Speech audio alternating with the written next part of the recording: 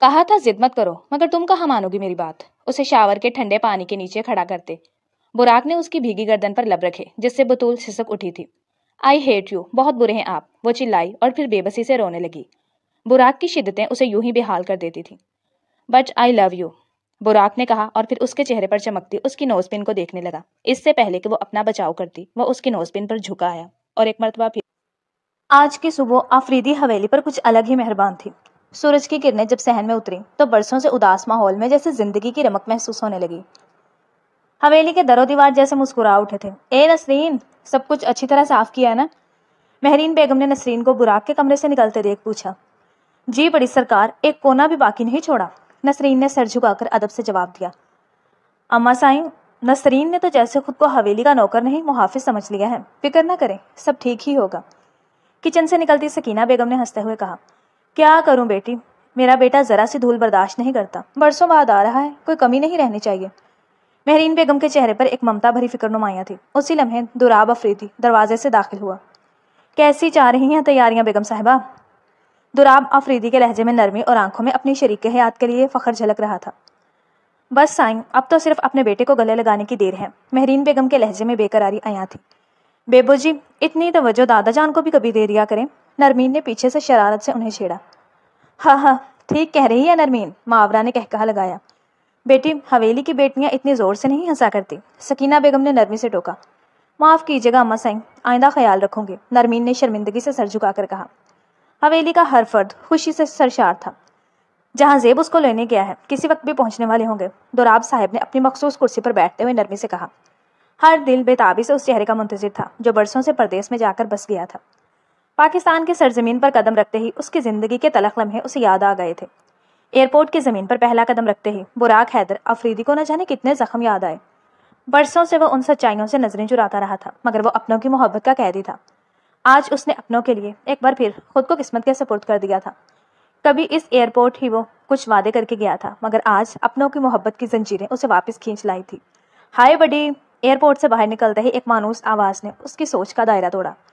جہاں زیب نے جلدی سے آگے بڑھ کر اسے گلے لگا لیا۔ ہیلو، کیسی ہو میرے یار؟ براق بھی بغل گیر ہوتے ہلکا سا مسکرایا۔ الحمدللہ، سب خیریت ہے، جہاں زیب نے خوشی سے جواب دیا۔ راستے بھر براق خاموش تھا۔ گاڑی جانا پہچانا راستہ طے کر رہی تھی مگر براق کا دل ابھی تک ان تلخ یادوں میں الجھا ہوا تھا۔ یار، تمہارے چہرے پہ 12 کیوں بج رہے ہیں؟ جہاں زیب نے اسے چھیڑا۔ 12 نہیں بج رہے، بس یوں ہی، براق نے بے نیازی سے شانے اچکائے۔ تم باقی سب کو دھوکہ دے سکتے ہو مگر مجھے نہیں، جہاں زیب نے سنجیدگی سے کہا۔ کچھ باتیں کہہ دینے سے دل ہلکا ہوتا ہے دوست، جہاں زیب نے اب دوستانہ انداز میں کہا۔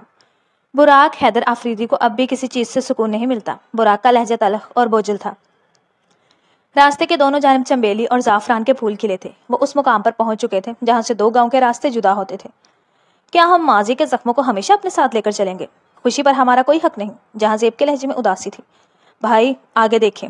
براق کے لب کچھ کہنے کو کھلے ہی تھے کہ وہ یکدم چیخا۔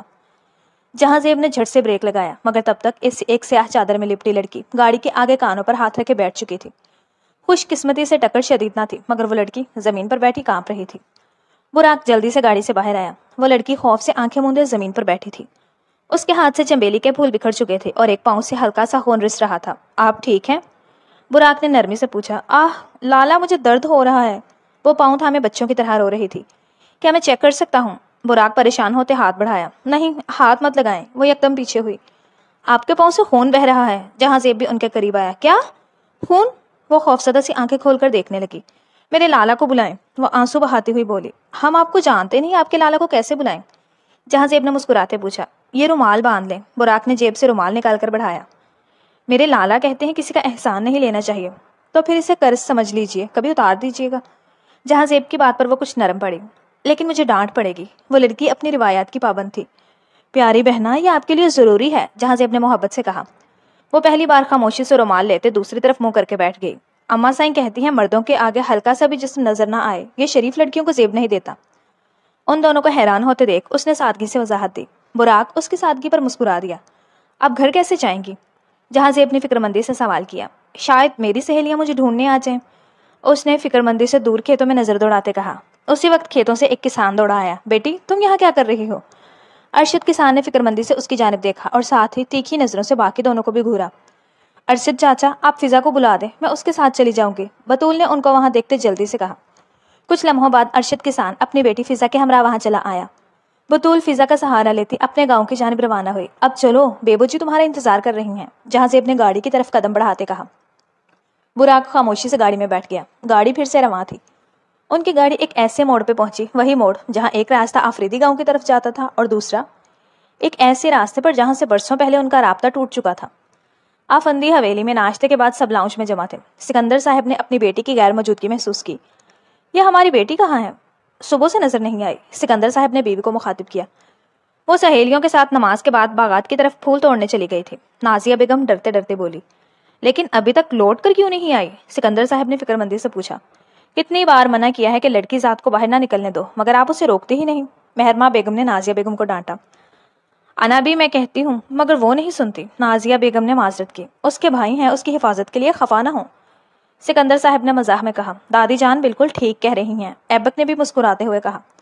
اسی لمحے فضا زخمی بطول کے ہمراہ حویلی میں داخل ہوئی۔ میر اپنی انہیں دیکھ جلدی سے ان کے پاس آیا۔ یہ سب کیسے ہوا؟ میر نے تشویش سے پوچھا۔ مجھے نہیں پتا، بابا نے بتایا کہ اسے چوٹ لگی ہے، فضا نے ڈرتے ہوئے بتایا۔ شمشیر افندی اپنی پوتی کا خون دیکھ پریشان ہو گئے۔ بطول تم ٹھیک تو ہو نا؟ شمشیر افندی کے لہجے میں فکر تھی۔ ہاں ابھی جان میں ٹھیک ہوں، بطول نے ہلکے سے جواب دیا۔ میر نے فوراً شازل کو بلایا جو فرسٹ ایڈ کا سامان لے کر آیا۔ شازل نے زخم پر مرہم پٹی کی۔ پھر سے پھول توڑنے گئی تھی نا؟ ایبک نے بطول کو ڈانٹتے ہوئے پوچھا۔ بطول شرمندگی سے سر جھکائے رہی۔ زخم ایک ہفتے میں ٹھیک ہوگا، بیڈ ریسٹ لازمی ہے، شازل نے زخم دیکھتے ہوئے کہا۔ مجھے پھول پسند ہے لالا، بطول نے منہ بناتے ہوئے ایبک کو جواب دیا۔ بیٹا آپ شازل سے کہہ دیا کریں، وہ واپسی میں آتے ہوئے لے آئے گا، شمشیر افندی نے اس کے لیے تجویز رکھی۔ مجھے باغات کی ہوا پسند ہے، وہاں سکون ملتا ہے، بطول نے گہری سانس لیتے ایسے کہا جیسے وہ ابھی بھی محسوس کر رہی ہو۔ تم ہماری جان ہو، تمہیں کھونے کا ڈر ہے، اسی لیے تمہارے بھائی احتیاط کرتے ہیں، شمشیر نے اس کی پیشانی چومتے کہا۔ بطول نے محبت سے ان کے ہاتھوں پر بوسہ دیا۔ ہمیں بھی پیار جتانے کا موقع دیجیے، میر نے بھی دادا کو محبت جتاتے دیکھ کر کہا۔ تم سب جلتے کیوں ہو؟ شمشیر نے ہنس کر کہا۔ ہم سختی کرتے ہیں تاکہ بطول محفوظ رہے، ایبک نے اسے سینے سے لگاتے کہا۔ مجھے پھول اچھے لگتے ہیں، بطول نے معصومیت سے کہا۔ میں نہیں چاہتا کوئی تمہیں نقصان پہنچائے، ایبک نے اس کے ماتھے پر بوسہ دیا۔ کبیر کی کوئی خیر خبر؟ سکندر صاحب نے میر کو مخاطب کیا۔ کل رات بات ہوئی تھی، وہ جلد گاؤں آئے گا، میر نے سنجیدگی سے جواب دیا۔ شمشیر افندی نے ان تینوں کو اسٹڈی روم میں آنے کا اشارہ کیا۔ تم جانتے ہو کہ گاؤں میں کیا ہو رہا ہے؟ شمشیر افندی نے سنجیدگی سے میر سے پوچھا۔ جی ابھی جان معلوم ہے، میر نے بھی سنجیدگی سے جواب دیا۔ میں تمہاری سوچ سمجھ رہا ہوں، سوچ سمجھ کر قدم اٹھانا، شمشیر نے ایبک کے بدلتے تاثرات کو دیکھ کر اسے ٹوکا۔ انہوں نے جو ہمارے ساتھ کیا میں نہیں بھول سکتا، جب جب گڑیا کو دیکھتا ہوں مجھے تکلیف ہوتی ہے، وہ معصوم انجان ہے ہر چیز سے، لیکن میں نہیں، ایبک نے جذباتی پن سے کہا۔ یہ جذبات ٹھیک نہیں، تم سرداری کی ذمہ داری سنبھالو گے، شمشیر نے سختی سے کہا۔ ایبک تم بطول کے ساتھ سخت ہو رہے ہو، ماضی کی غلطیاں یاد رکھو، شمشیر افندی نے بطول والی بات یاد پڑنے پر کہا۔ اگر ہمیں حفاظت کرنی ہے تو یہ بہتر طریقہ ہے کہ ہم میں سے کوئی اس کے ساتھ چلے جایا کرے، میر نے ایک اچھی تجویز پیش کی۔ اگر کوئی پریشانی ہوئی تو میں ذمہ دار نہیں ہوں، ایبک نے انہیں سیدھی بات کہہ دی۔ اب جا سکتے ہو، شمشیر افندی نے سنجیدگی سے انہیں جانے کا کہا۔ میر تم رک جاؤ، شمشیر افندی نے آخر میں جاتے میر کو مخاطب کیا۔ میر میں ایبک کے لیے فکر مند ہوں، شمشیر افندی کے لہجے میں فکر نمایاں تھی۔ ابھی میں ہوں، سب ٹھیک ہوگا، میر نے ان کے قدموں بیٹھتے تسلی دی۔ کتنا بے بس ہوں، ہر پل خوفزدہ ہوں، شمشیر افندی کا لہجہ کمزور تھا۔ جب تک میں ہوں کوئی افندی خاندان کو نقصان نہیں پہنچا سکتا، میر نے ان کو یقین دہانی کروائی۔ اللہ تمہیں لمبی عمر دے، شمشیر نے اسے ماتھے پر بوسہ دیتے دعا دی۔ جہاں زیب کی گاڑی نے جیسے ہی گاؤں کی حدود کو چھوا تھا، ملازمین اور گاؤں کے لوگ اپنے ہاتھوں میں پھول لیے کھڑے ہوئے تھے۔ براق بابا آ رہے ہیں، ایک بچے نے چیختے ان سب کو اطلاع دی۔ گاؤں میں ڈول شہنائیاں بجنا شروع ہو گئی تھی، لوگ اپنا روایتی رقص کر رہے تھے۔ جہاں زیب کی مسکراہٹ گہری ہوئی تھی، اسے ہمیشہ سے اپنے گاؤں والوں کی یہ محبت بہت زیادہ پسند تھی۔ خوش آمدید میرے شیر، دراب افریدی نے براق کی گاڑی سے نکلتے ہی اسے گلے سے لگاتے خوشی سے کہا۔ براق نے دادا کے ہاتھ چومے اور دل سے ان سب کا شکریہ ادا کیا۔ حویلی کے صدر دروازے کے اندر مہرین بیگم انتظار میں کھڑی تھی۔ میرا شہزادہ بیٹا، مہرین بیگم نے اس کا ماتھا چوم کر کہا۔ میری پیاری بیبو جی، اب آپ رو نہیں سکتی، آپ کا بیٹا واپس آ گیا ہے، براق نے ہنستے ہوئے کہا۔ مہرین بیگم کی آنکھوں سے خوشی کے آنسو ٹپک رہے تھے اور وہ براق کو سینے سے لگا کر رونے لگی۔ چلو حویلی کے اندر چلیں، یہاں زیادہ دیر کھڑے نہ رہیں، جہاں زیب نے مسکراتے ہوئے کہا۔ سکینہ بیگم کو دیکھ براق اپنی ماں کی طرف بڑھ کر ان کو گلے سے لگا لیا۔ ماں آپ کیسی ہیں؟ براق کو احساس تھا اس نے اپنی ماں کے ساتھ ناانصافی کی ہے ہمیشہ۔ मेरा बेटा आ गया है, अब मैं ठीक हूँ, सकीना बेगम ने मोहब्बत से कहा। कैसी हो तुम दोनों? बुराक ने नरमी से पूछा। मैं ठीक हूँ भैया, नरमीन ने खुशी से जवाब दिया। अल्हम्दुलिल्लाह, सब खैरियत है। मावरा भी सोफे पर बैठी हुई मुस्कुराकर बोली। घर के माहौल में मोहब्बत और अपनायत की खुशबू महक रही थी। बेबू जी दादा जान के साथ नाइंसाफी कर रही हैं, तुमसे ज्यादा उनसे मोहब्बत करती हैं, नरमीन ने शरारती अंदाज में कहा। हाँ, मुझे लगता है वो मुझसे कम मोहब्बत करती हैं, दुराब आफरीदी ने मासूम चेहरा बनाते कहा। ये तुम दोनों ने मेरी महबूबा जी को तंग किया है, बुराक ने हंसकर कहा। बुराक, चलो गार्डन में चलते हैं, जहां से अपने सूरत हाल को संभालते हुए कहा। दोनों वहां मुकम्मल खामोशी से खड़े थे। बुराक, जल्दबाजी न करना, जहां से अपने संजीदगी से कहा। मेरा खून खोल रहा है, दुआ करो कि सबर आ जाए, बुराक ने गुस्से से कहा। माजी को बदला नहीं जा सकता, हमारे सरों पर मौत की तलवार लटक रही है, जहां से अपने संजीदगी से जवाब दिया। मैं मौत से नहीं डरता, अगर कोई मुकाबला करे तो मैं खड़ा रहूंगा, बुराक ने सख्त लहजे में कहा। हमें मजीद नुकसान बर्दाश्त करना नहीं है, जहां से अपने उसे रोकने की कोशिश की। मैं उन सबको गम देना चाहता हूँ जिन्होंने मेरी बेबोजी को तकलीफ दी है, बुराक के लहजे में गुस्सा और नफरत थी। अगर तुम ऐसा करोगे तो तुम्हें भी तकलीफ होगी, जहां से अपने सख्ती से कहा। मैं इंतकाम नहीं, इंसाफ चाहता हूँ, बुराक ने अपनी बात की वजाहत की। तो तुम बदला लेने आए हो, जहां से अपने पूछा। कुछ ऐसा ही समझ लो, बुराक ने लापरवाही से जवाब दिया। वापिस चले जाओ, जहां से अपने सख्ती से कहा। मेरा इंतकाम दुनिया याद रखेगी, बुराक ने पुरअज़्म लहजे में कहा। मेरे पास तुम्हारे सिवा कोई नहीं, सोच समझ कर फैसला करो, जहां से अपने नरमी से कहा। तुम्हें जो काम कहा था किया क्या, बुराक ने मुस्कुरा कर कहा। मुझे लगता है कि कोई उन्हें बचा रहा है, मैंने हर तरीका आजमाया है मगर कामयाब नहीं हुआ, जहां से अपने बताया। तुम इतना नहीं कर सकते कि पता लगाओ, बुराक ने हैरत से कहा। हाँ हाँ हाँ, तुम कितने मासूम हो, जहां से अपने हंसते हुए कहा। मेरा मूड खराब मत करो, बुराक ने नाराज होकर कहा। आज का आगाज कितना अच्छा था, जहां से अपने गुफ्तगू बदलते हुए कहा। क्या आगाज या लड़की, बुराक ने छेड़ते हुए कहा। गाँव की लड़कियां भी बहुत खास होती हैं, यहाँ की मोहब्बत और रिश्ते सब कुछ अलग होते हैं, जहां से के लहजे में नरमी और एहतराम था। याद रखो, बेटियां चाहे अपनी हो या पराई, सबका एहतराम करना हमारा फर्ज है, जहां से अपने संजीदगी से कहा। क्या मतलब, बुराक ने दिलचस्पी से पूछा। तुम एक आफरीदी हो और हमारे लिए इज्जत सबसे बड़ी चीज है, हम उसके लिए अपनी जिंदगी भी कुर्बान कर सकते हैं, जहां से अपने उसकी आंखों में झांकते कहा। यह बात बुराक के दिल में गहराई से उतर गई थी, मगर उसका असल मफहूम वक्त के साथ वाज़ेह होना था। शाहजेब साहब ने नाज़नैन बेगम की तरफ देखा, जो खाने की मेज पर प्लेट सजा रही थी। बेगम साहबा, वो नवाबजादा रात को किस वक्त आया था? उनका लहजा सख्त था। तकरीबन 2 बजे, नाज़नैन बेगम की आवाज़ लरज़ गई। शाहजेब ने अखबार एक तरफ पटका और गुस्से से उठ खड़े हुए। यह लड़का मेरे सब्र का इम्तिहान ले रहा है, शाहजेब साहब ने गुस्से से कहा। मेहरबानी करें साईं, अब गुस्सा न करें, आपकी तबीयत खराब हो जाएगी। नाज़नैन बेगम जल्दी से उनके करीब आई। मेरा सुकून बर्बाद कर दिया है उसने, शाहजेब साहब बेबसी से सर थाम कर सोफे पर वापस बैठ गए। ये सब शायद हमारे गुनाह का नतीजा है। नाज़नैन बेगम की आंखों में पछतावे की परछाइयां उभरी। नहीं बेगम, वो हमारा हक था, मोहब्बत करना और उसे पाना कोई गुनाह नहीं है, शाहजेब साहब ने नरमी से कहा। लेकिन कबीले ने तो उसे जुर्म समझा और हम अपनी माओ को तन्हा छोड़ आए। नाज़नैन बेगम की आवाज़ नम थी। रब ने हमें कभी अकेला नहीं छोड़ा, शाहजेब साहब ने उनका चेहरा हाथों में लिया। बस अब चाहता हूँ हमारा बेटा सीधे रास्ते पर आए, शाहजेब साहब ने बीवी के माथे पर बोसा देकर कहा। जाएं, अपने लाडले को जगाएं, आज मैं उसकी खबर लेता हूँ। शाहजेब साहब ने बीवी के चेहरे के तासुरात देखते मुस्कुराकर कहा। बस ज्यादा डांट मत दीजिएगा, वो बच्चा है अभी। नाज़नैन बेगम ने रिवायती माँ की तरह तनबीह की। नाज़नैन बेगम ने कई कोशिशें की, मगर उनका लाडला कहाँ इतनी जल्दी उठने वालों में था। नहीं उठ रहा आपका शहजादा, शाहजेब दरवाजे पर खड़े तंजिया अंदाज में बोले। बालाज, उठ जाओ बेटा।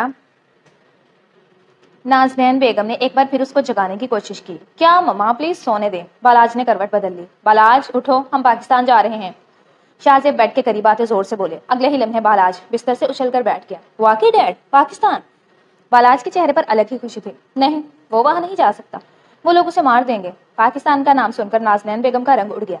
बेगम, अब वक्त आ गया है कि हम अपने वतन लौटें, शाहजेब साहब ने नरमी से कहा। नहीं साईं, आप कुछ नहीं जानते, वो लोग हमें तलाश कर रहे हैं, वो बदला लेंगे। नाज़नैन बेगम रो पड़ी। मम्मा, अब मैं कमजोर नहीं हूँ, मुझे कोई हाथ नहीं लगा सकता। बालाज ने माँ को तसल्ली देते गले लगा लिया। अब का शाहजेब वो नहीं रहा जो बाप और भाइयों के पैसों पर पलता था। अब मेरे पास ताकत है, असर है, वक्त ने मुझे मजबूत कर दिया है। शाहजेब साहब की आंखों में एक चमक थी। वैसे बालाज, मेरी एक शर्त है। रात के 8 बजे थे और आफरीदी हवेली में रात के खाने के लिए टेबल सजाई जा रही थी। हर फर्द अपनी जगह पर मौजूद था, मगर एक कुर्सी आज भी खाली थी। दुराब आफरीदी की नजरें उसी खाली कुर्सी पर जम गई और उनके चेहरे पर गुस्सा और दुख के गहरे नकूश छा गए। माहौल में खामोशी थी, वहां कोई बोलने की हिम्मत ना रखता था। दादा जान, आप खुद को सालों से इस दर्द में क्यों डुबोए हुए हैं? जहांजेब ने आहिस्ता से उनका हाथ थाम कर कहा। मैं कैसे ना करूं जहांजेब, उनके पास सिर्फ बेटे हैं, बेटी की कदर करना तो उनके बस की बात नहीं। दुराब आफरीदी की आंखों में नमी आ गई। बाबा जान, हमने अपनी तरफ से बदला लिया था, फिर आप इतने रंजीदा क्यों हैं? हैदर आफरीदी ने बेताबी से कहा। بیٹوں اور بیٹیوں میں فرق ہوتا ہے حیدر، دراب آفریدی کی آواز بھر آئی۔ یہ کرسی ہٹا دے بیبو جی، براق نے پہلی بار گفتگو میں حصہ لیتے ہوئے کہا۔ آج ہٹوا دوں گی، پہلے سب کھانا کھائیں، مہرین بیگم نے سخت لہجے میں کہا۔ تم نے وہ سب کچھ جاننے کی کوشش کی جو میں نے کہا تھا؟ دراب آفریدی نے جہاں زیب کو مخاطب کیا۔ دادا جان، مجھے نہیں معلوم کہ وہ کہاں گئے، بس اتنا پتا چلا ہے کہ یہاں سے جانے کے دوسرے دن ان کا نکاح ہو چکا تھا، جہاں زیب نے سنجیدگی سے جواب دیا۔ اچھا، باقی باتیں جاننا بھی ضروری تھا شاید، دراب صاحب نے طنز بھری نگاہ سے کہا۔ اس رات انہیں پہاڑی والے گھر کے آس پاس دیکھا کیا تھا، لیکن پھر کوئی نہیں جانتا وہ کہاں گئے۔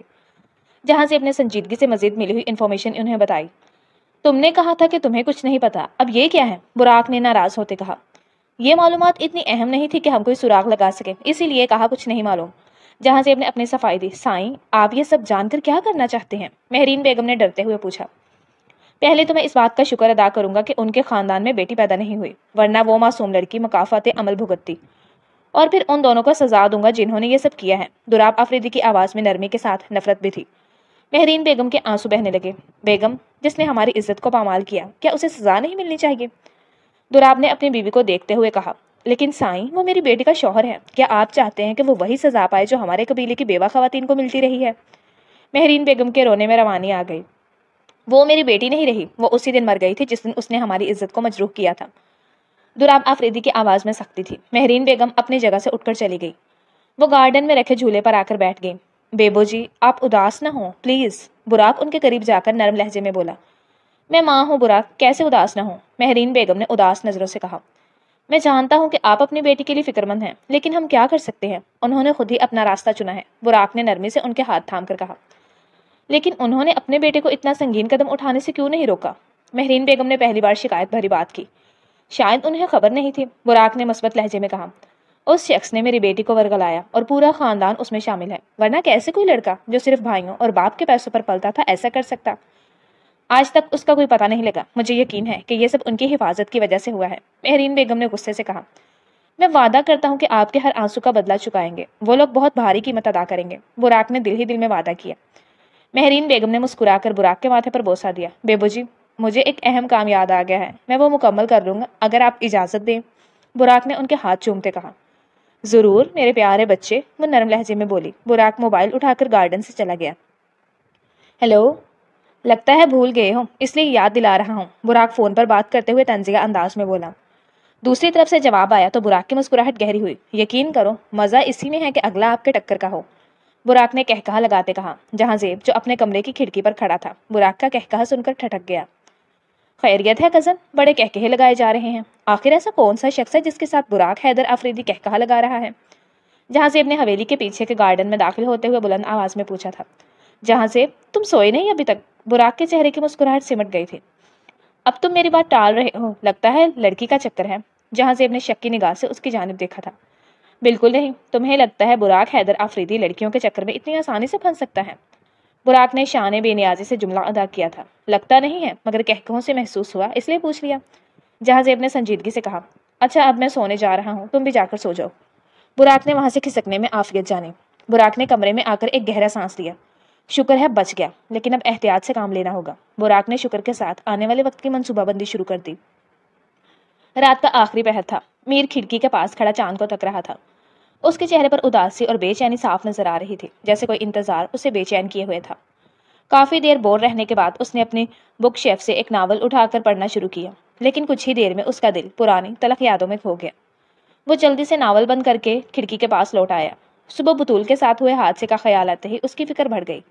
اپنے کمرے سے نکل کر وہ بطول کے کمرے کی جانب بڑھا تھا۔ دروازہ کھلتے ہی نیم اندھیرے نے اس کا استقبال کیا تھا۔ سوتے ہوئے بطول کے معصوم چہرے پر نظر پڑتے ہی اس کی آنکھیں مسکرائی تھی۔ میر اس کے بستر کے پاس بیٹھ کر بطول کے نرم بالوں کو سہلانے لگا۔ یا اللہ، اس معصوم کو کسی کے کیے کی سزا نہ دینا۔ میر نے دل سے دعا کی۔ اس کی محبت اور خیال اس کے چہرے پر صاف جھلک رہا تھا۔ وہ اٹھ کر بطول کے پاؤں کے زخم کو غور سے دیکھنے لگا۔ یہ زخم اس کے لیے درد اور فکر کا باعث تھا۔ خوف یہ ہے کہ نصیب کا یہ زخم گہرا نہ ہو جائے۔ سنا ہے باپ کے کیے کی سزا بیٹی کو ملتی ہے، اللہ کرے چاچو کے کیے کی سزا تمہیں نہ ملے، میر نے افسردہ ہو کر کہا۔ تبھی دروازہ کھلا اور شازل اندر آیا۔ شش، میں ہوں میر نے اسے خاموش رہنے کا اشارہ کیا۔ میں دیکھنے آیا تھا کہ کہیں بطول کو کوئی تکلیف تو نہیں، شازل قریب آتے آہستہ سے کہا۔ یہ زخم بھر جائے گا، بس خدا کرے وہ درد نہ ملے جو نہ سور نہ بن جائے۔ میر نے پہلی بار کسی سے اپنی فکر مندی کا اظہار کیا۔ اللہ کی رحمت سے مایوس نہ ہونا، وہ کریم ہے، ہماری بطول کو کوئی تکلیف نہیں پہنچنے دے گا۔ شاذل نے بھائی کو تسلی دی۔ اگر خدا نے آزمائش دی تو ہم کیسے سہ پائیں گے؟ میر نے پریشان ہو کر کہا۔ خدا بندے کو اس کی طاقت سے زیادہ نہیں آزماتا، اگر آزمائش دے گا تو سہنے کی طاقت بھی دے گا، شاذل نے پر اعتماد لہجے میں کہا۔ انشاءاللہ، میر نے دل سے کہا۔ لیکن آپ اتنی رات کے کیوں جاگ رہے ہیں؟ شاذل نے پوچھا۔ میں ایک ضروری کام تھا، میر نے سٹ پٹاتے ہوئے جواب دیا۔ کون سا کام؟ شاذل نے دلچسپی سے پوچھا۔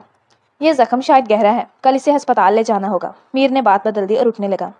پلیز کوئی ایسی حرکت نہ کرنا جس سے نقصان ہو، شاذل نے بھائی کی حفاظت کی خاطر کہا۔ اب نقصان نہیں ہوگا، میر نے سنجیدگی سے کہا اور کمرے سے نکل گیا۔ اپنے کمرے میں آ کر اس نے موبائل چیک کیا، کوئی نوٹیفیکیشن نہیں تھا۔ اس کے خیالات پھر بطول کی طرف گئے۔ وہ چاہتا تھا کہ بطول محفوظ رہے، اس کا درد کم ہو۔ اچانک موبائل کی رنگ ٹون بجی۔ اوہ، تم نے کال کی، مجھے لگا بھول گئے ہو اپنا کام۔ میر نے فون اٹھایا۔ دوسری طرف سے ملنے والی خبر پر اس کا چہرہ بے تاثر رہا۔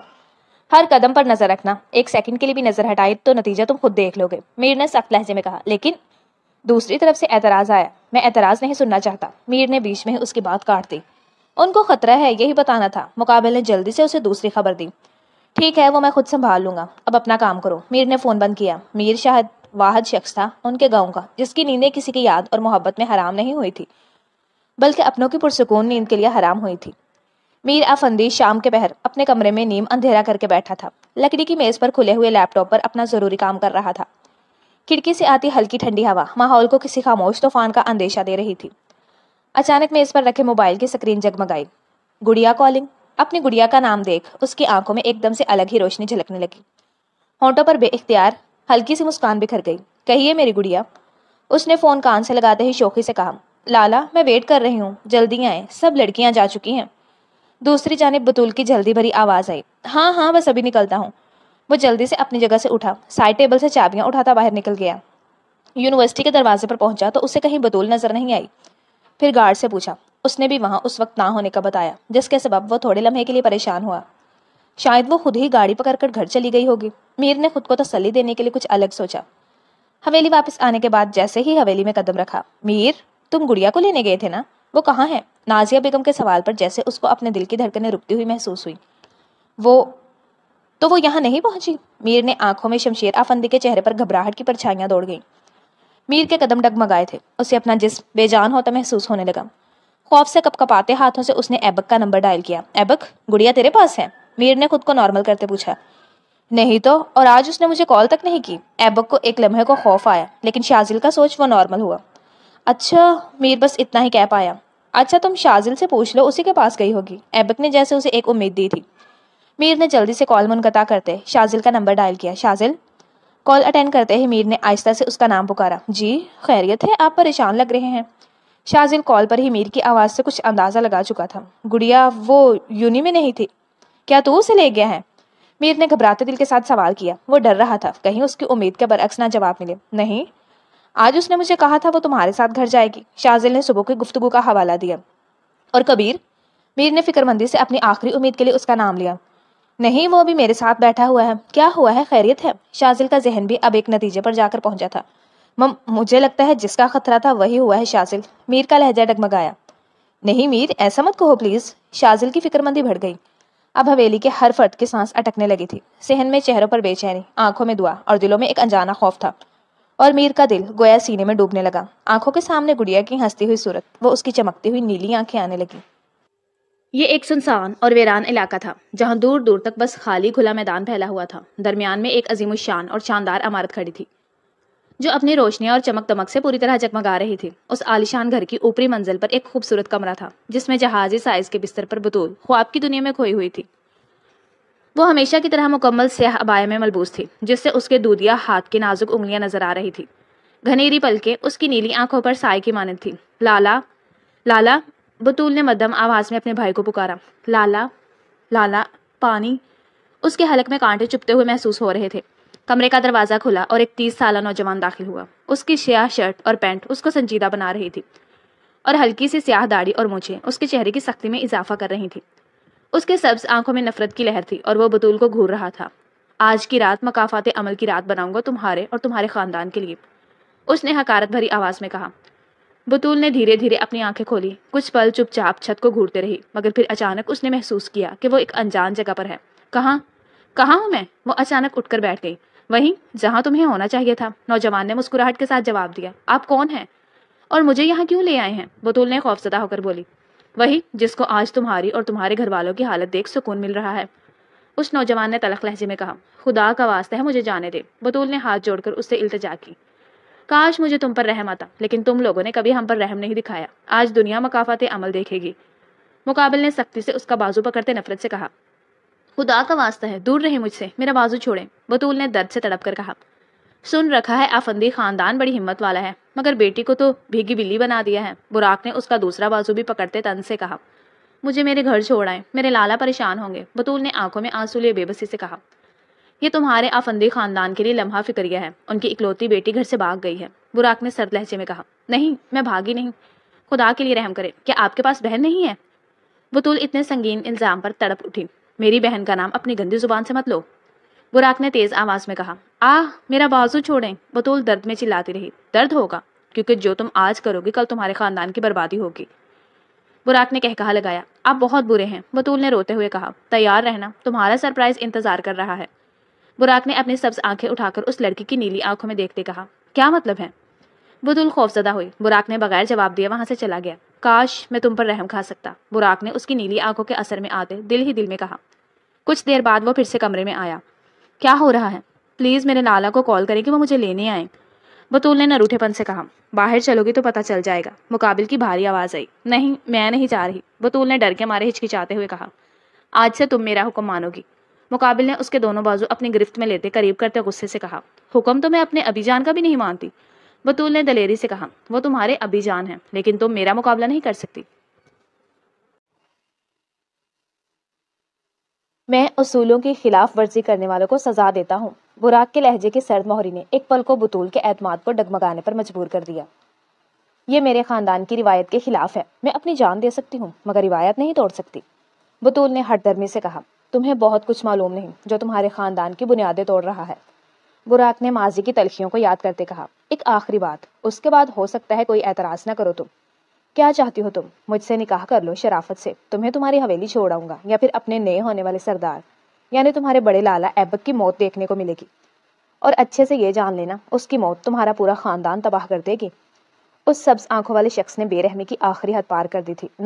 نہیں، میرے لالا کو کچھ مت کرنا، میں راضی ہوں، بطول تڑپ اٹھی تھی اپنے لالا کے لیے۔ بطول سکندر افندی، آپ کا نکاح براق حیدر افریدی سے کیا جاتا ہے 50 لاکھ حق مہر کے ساتھ، کیا آپ قبول کرتی ہیں؟ نکاح خواہ نے پڑھنا شروع کیا۔ قبول ہے، یہ 2 الفاظ کہتے کئی مناظر اس کی یادوں کے پردے پر لہرائے۔ اس کے ابی جان کی محبت، اس کے چاروں بھائی جو اس پر جان نچھاور کرتے تھے، پوری حویلی، پورا گاؤں کتنی محبت کرتا تھا۔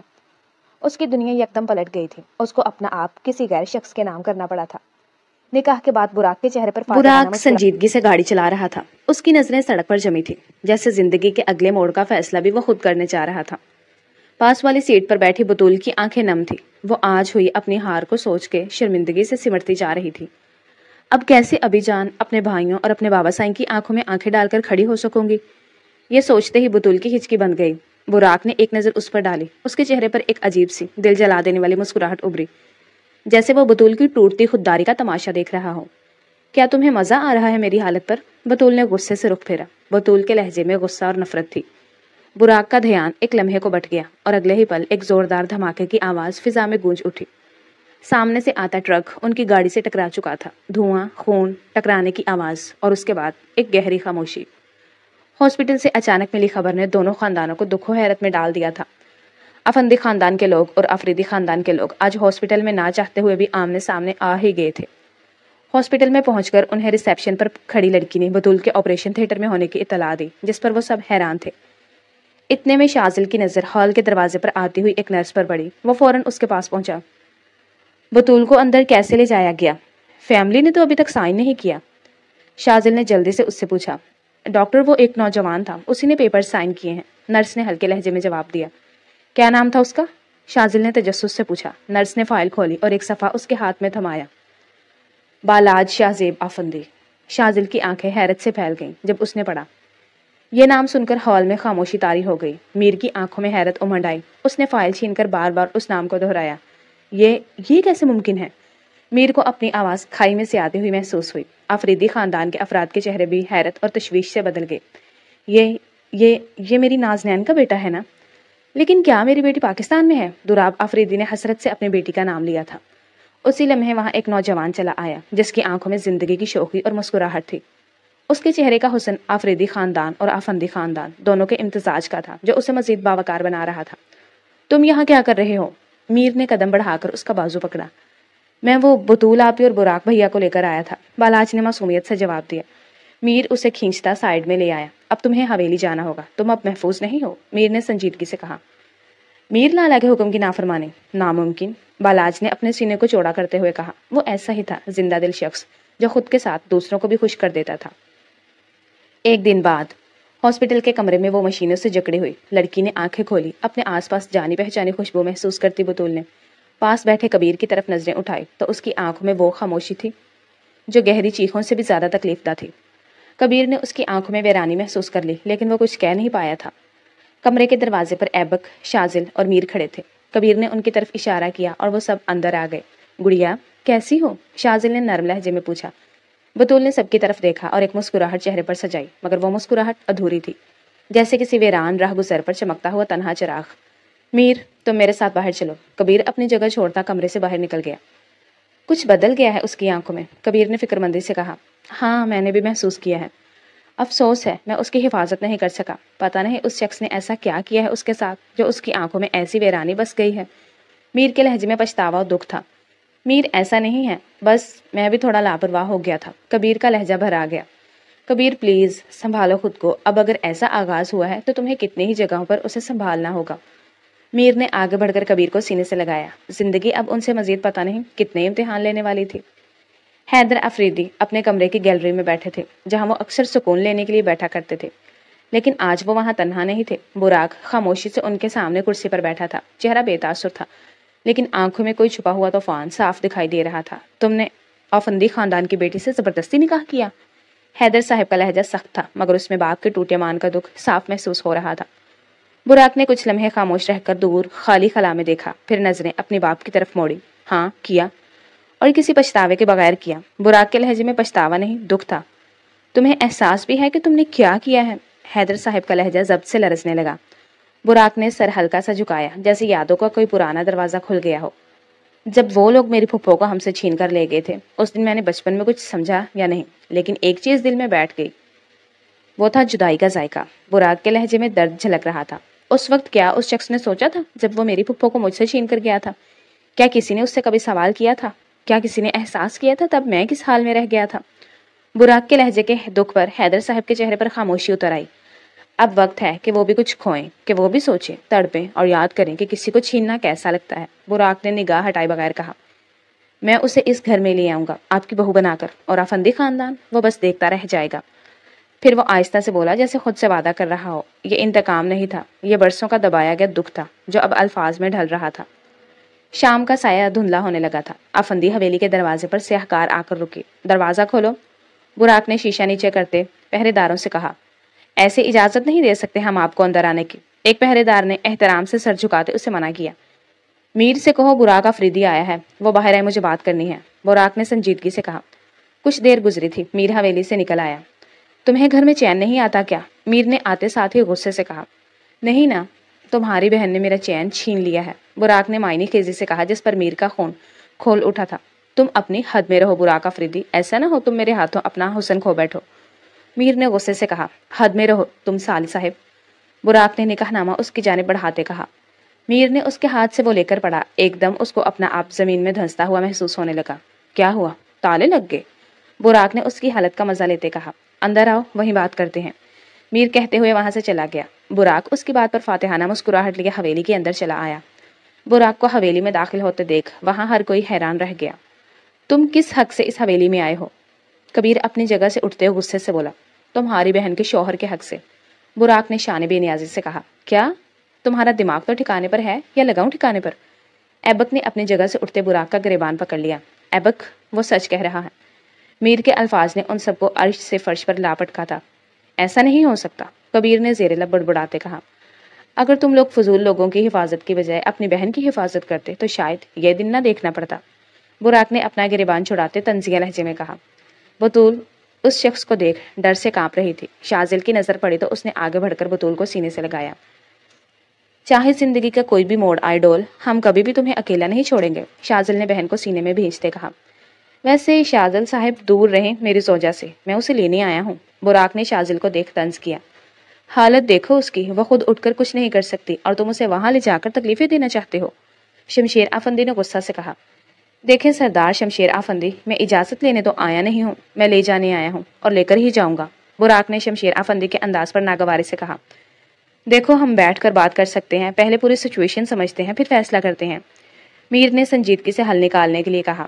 میں کسی کے فیصلے کا پابند نہیں، جب میں نے نکاح پر نہیں پوچھا تو تمہیں کیوں لگ رہا ہے آج میں تم لوگوں کی سنوں گا اور خیال میں خود رکھ لوں گا؟ براق نے آگے بڑھتے بطول کا بازو تھام لیا۔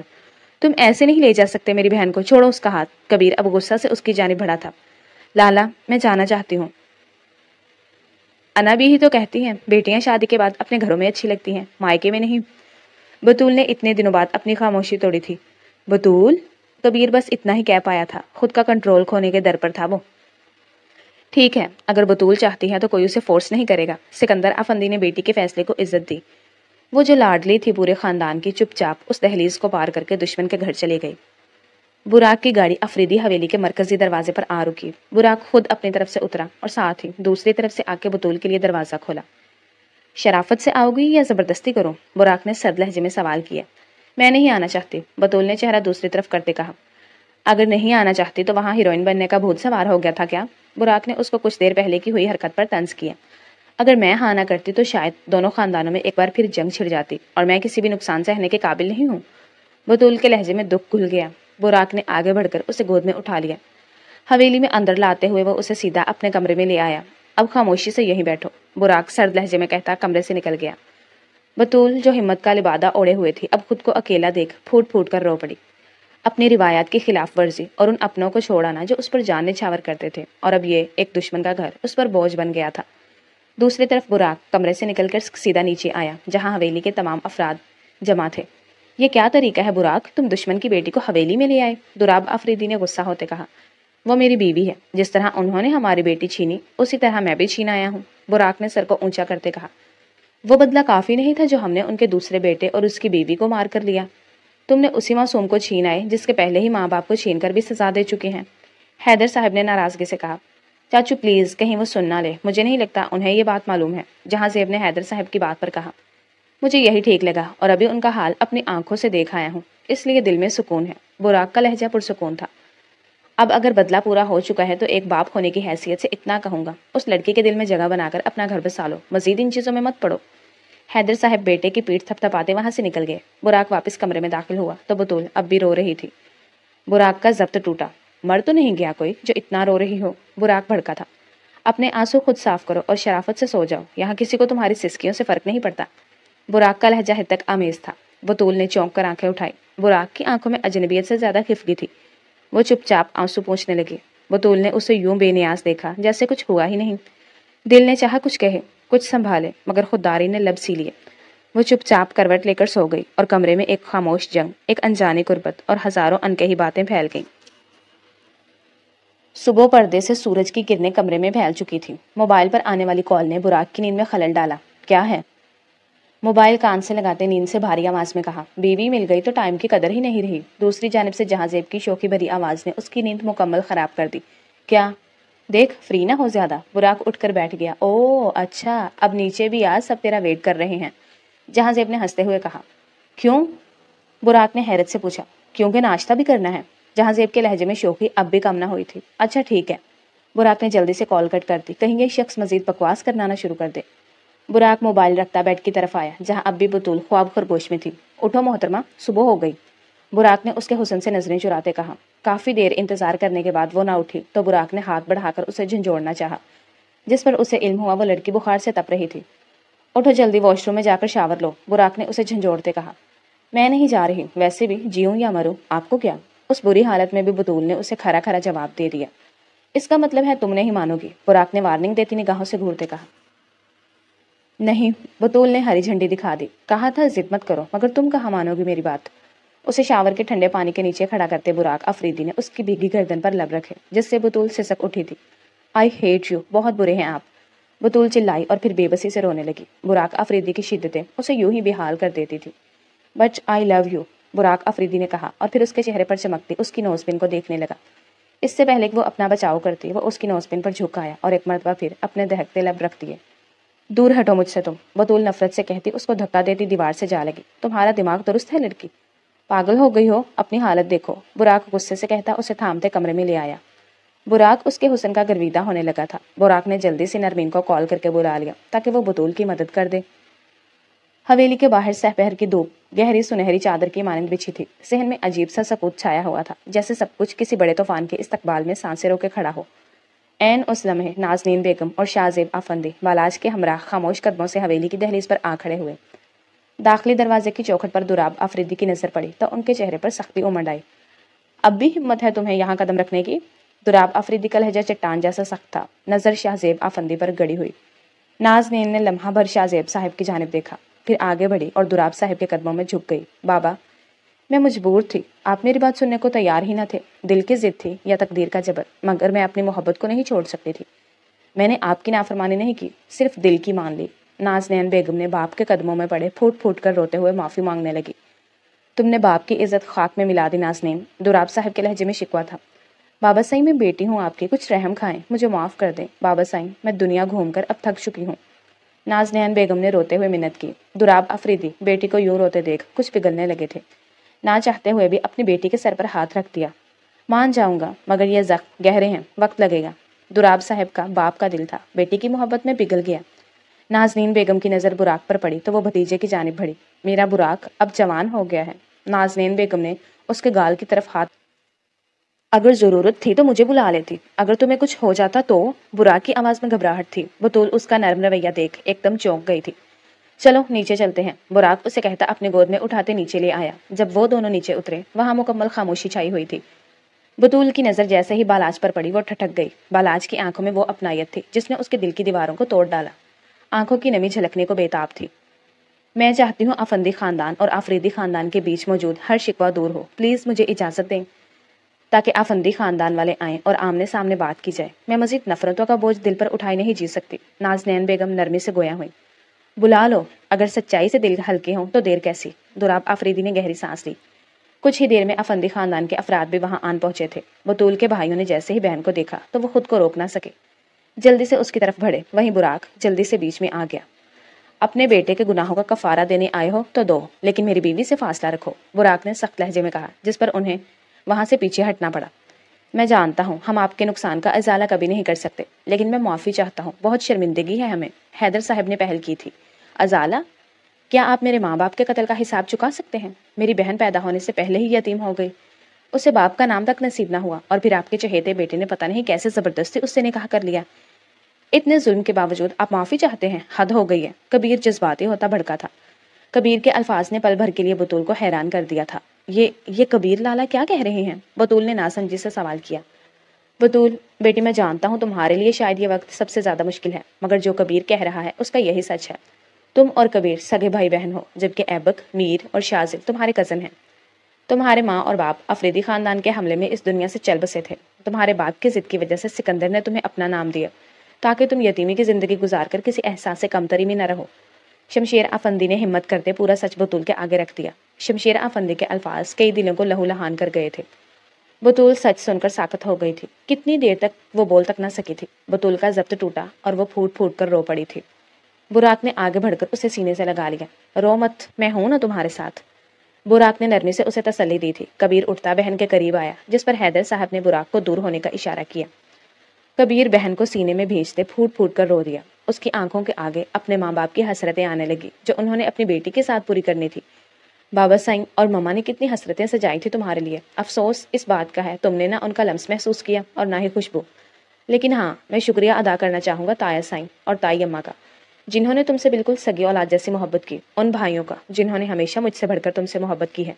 کبیر اپنوں کی محبتوں کو سراہے بغیر نہ رہ سکا۔ کبیر، خود کو سنبھالو، میر نے آگے بڑھ کر کبیر کے کندھے پر ہاتھ رکھا۔ میں ٹھیک ہوں، بس تھوڑے سے زخم تازہ ہو گئے ہیں، کبیر نے آنسو صاف کرتے کہا۔ جو چھن گیا وہ لوٹا نہیں سکتے، مگر جو باقی ہے اسے بچا سکتے ہیں۔ ہمیں معاف کر دو کبیر بیٹا، دراب آفریدی نے ہاتھ جوڑ کر کبیر سے کہا۔ یہ اب ہماری بہن کا سسرال ہے، دشمنیاں چھوڑو تاکہ گڑیا مزید کوئی تکلیف نہ سہے، ایبک نے نرمی سے کبیر کے کندھے پر ہاتھ رکھتے کہا۔ ہاں، اب یہ دنیا میرے ماں باپ کا ازالہ نہیں کر سکتی، لیکن میں تمہیں کسی قیمت پر کھونے کا متحمل نہیں ہو سکتا۔ اس لیے اب اگر براق کبھی کچھ کہے چپ نہ رہنا، میر لالا کو بتا دینا، وہ جگاڑ لگا لیں گے۔ کبیر کہتے کہتے مسکرا دیا۔ محفل میں ہلکی سی مسکراہٹ چہروں پر پھیل گئی، جیسے دلوں کا بوجھ ہلکا ہو گیا ہو۔ برسوں کی نفرتیں خاموشی سے مٹی میں دفن ہو گئیں۔ دو خاندان جو کبھی دشمن تھے آج رشتے کی ایک نرم ڈور میں بند گئے تھے۔ ختم شد۔